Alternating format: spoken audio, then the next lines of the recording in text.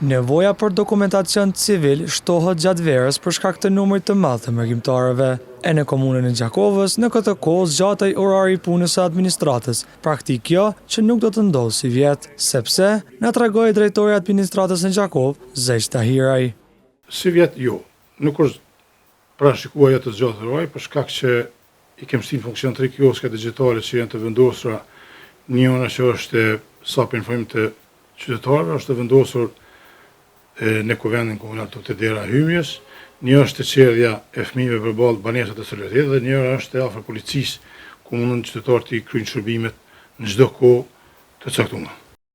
Përveç e kioskave, të gjithë qytetarët do të kenë mundësi shërbimi edhe fizikisht pranë administratës në objektin e komunës, për stafin e secilës foli drejtori. Puna është të shkuar në rregull sipas planeve të parashikuara, çdo gjë është në rregull, stafi është i përgatitur edhe me materiale zyrtare që janë nevojshme edhe me pajisje digjitale që janë kompjuterat e këtu.